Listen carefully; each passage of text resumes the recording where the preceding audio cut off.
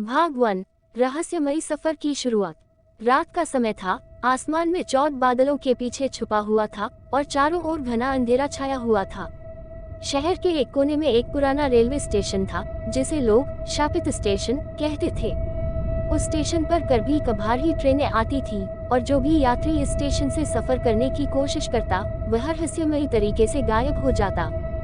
विजय, एक युवा पत्रकार, इस स्टेशन की कहानियों को सुनकर बहुत उत्सुक था। वह इन रहस्यों की तह तक जाना चाहता था। उसने अपने दोस्तों आकाश और सिम्मी को भी इस सफर में शामिल होने के लिए मना लिया।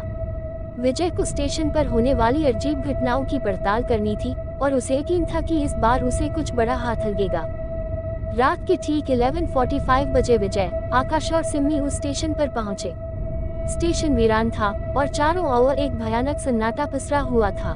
केवल हवा की सरसराहट और पेड़ों की पत्तियों की हलचल सुनाई दे रही थी। स्टेशन के प्लेटफॉर्म पर केवल एक धुंधली सी बत्ती जल रही थी, जो ट्रेन के आने की प्रतीक्षा कर रही थी। यहाँ कोई ट्रेन आती भी है? सिम्मी ने घबराते हुए पूछा। विजय ने हंसते हुए कहा, यही तो हमें देखना है।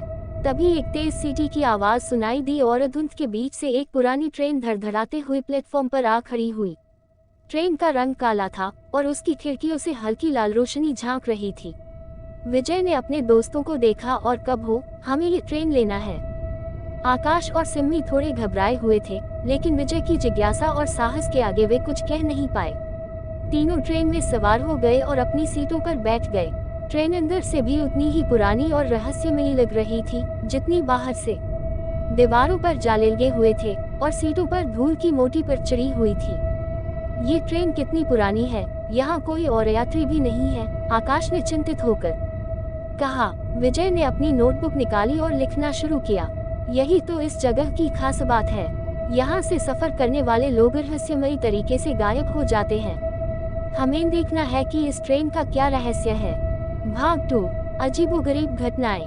ट्रेन चलने लगी। जैसे वे आगे बढ़ रहे, ट्रेन चलने लगी और जैसे जैसे वे आगे बढ़ रहे थे, चीजें अजीब होती जा रही थी। खिड़कियों से बाहर कुछ भी दिखाई नहीं दे रहा था, जैसे वे किसी अंतहीन अंधेरे में सफर कर रहे हों। बाहर का मौसम भी अचानक ठंडा हो गया था और ट्रेन के भीतर भी ठिठुरन महसूस हो रही थी। विजय को लग रहा था कि वह किसी अजीब और अलौकिक दुनिया में प्रवेश कर चुके हैं। कुछ देर बाद ट्रेन की लाइट्स अचानक बंद हो गई। घना अंधेरा छा गया और ट्रेन के डिब्बे में सन्नाटा फैल गया। तभी एक अजीब सी आवाज सुनाई दी, जैसे कोई किसी को खींच रहा हो। सिम्मी ने डरते हुए आकाश का हाथ थाम लिया। यह आवाज कहाँ से आ रही है? सिम्मी ने कांपते हुए पूछा। आकाश ने जवाब, गड़बड़ है, हमें फोर चाहिए, यहाँ कुछ न कुछ। ट्रेन से उतर जाना। लेकिन विजय ने उन्हें शांत करते हुए कहा, हम यहाँ सच का सामना करने आए हैं और अभी तो सफर शुरू ही हुआ है।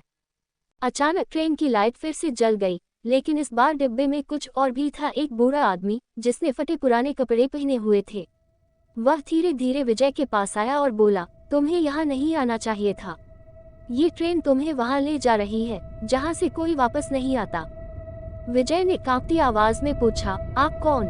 बूढ़ा आदमी कुछ भी नहीं बोला, बस उसकी आंखों में एक अजीब सी चमक थी। वह कुछ ही देर में गायब हो गया, जैसे वह कभी वहाँ था ही नहीं। भाग 3। गायब ने यात्री। विजय, आकाश अतम्मी की चिंता अब डर में बदल चुकी थी। ट्रेन तेजी से आगे बढ़ रही थी और बाहर की दुनिया जैसे गायब हो चुकी थी।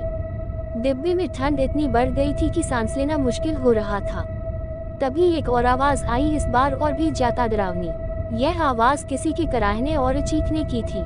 आकाश ने खिड़की के बाहर झांकने की कोशिश की, लेकिन खिड़की के शीशे के दूसरी तरफ एक और चेहरा दिखा, एक औरत का चेहरा जो बाहर अंधेरे में लटक रही थी।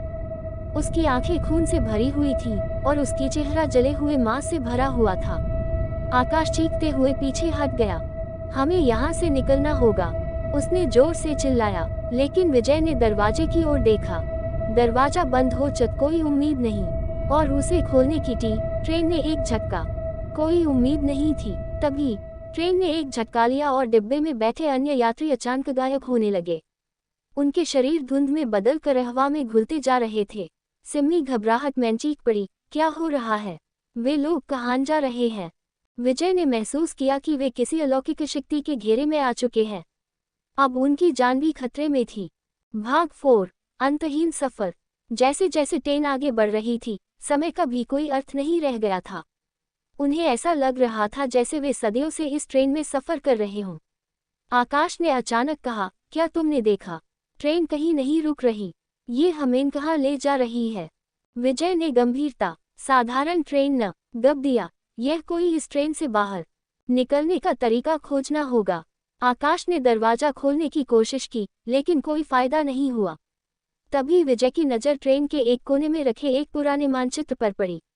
वह मानचित्र किसी दूसरी दुनिया का प्रतीक था, जिस पर मृत्यु का स्टेशन लिखा हुआ था। सिम्मी ने भय से कोपते हुए पूछा, क्या हम कभी वापस लौट पाएंगे?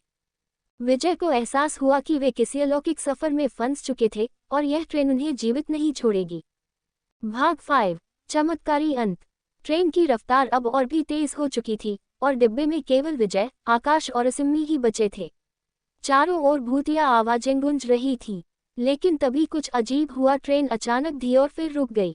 बाहर अंधेरा कम और हल्की रोशनी। बाहर अंधेरा कम हो गया और हल्की रोशनी दिखाई देने लगी। विजय ने धीरे से खिड़की से बाहर झांका और देखा कि ट्रेन किसी अज्ञात स्टेशन पर खड़ी थी। वह स्टेशन किसी स्वप्न दुनिया जैसा था, जहां हवा में हल्का संगीत गूंज रहा था और माहौल में एक दिव्य शांति थी। विजय ने दरवाजा खोला और तीनों ट्रेन से बाहर निकल गए। वहां उनका सामना एक बूढ़ा आदमी से हुआ, जो वही था जिसे वे ट्रेन में देख चुके थे। उसने कहा, तुमने साहस दिखाया। ये ट्रेन उन लोगों को ले जाती है जो अपनी आत्मा खो चुके हैं, लेकिन तुमने सच्चाई की खोज की और इसलिए तुम्हें एक और मौका दिया जा रहा है। विजय ने उसे सवालिया निगाहों से देखा, क्या यह ट्रेन हमें वापस ले जाएगी?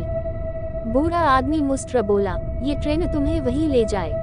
हाँ, तुम हमेशा से जो अपनी आत्मा खो चुके हैं, लेकिन तुमने सच्चाई की खोज की और इसलिए तुम्हें एक और मौका दिया जा रहा है।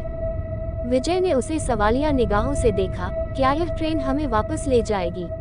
बूढ़ा आदमी मुस्कुराया और बोला, ये ट्रेन तुम्हें वहीं ले जाएगी जहां तुम हमेशा से जाने के लिए तैयार थे। तुम्हारी मंजिल भी खत्म नहीं हुई है। तभी ट्रेन की सीटी फिर से बजी और ट्रेन ने धीरे धीरे पीछे की ओर चलना शुरू किया। तीनों ने राहत की सांस ली और स्टेशन की ओर कदम बढ़ाए, लेकिन जब उन्होंने पीछे मुड़कर देखा तो ट्रेन वहां से गायब हो चुकी थी।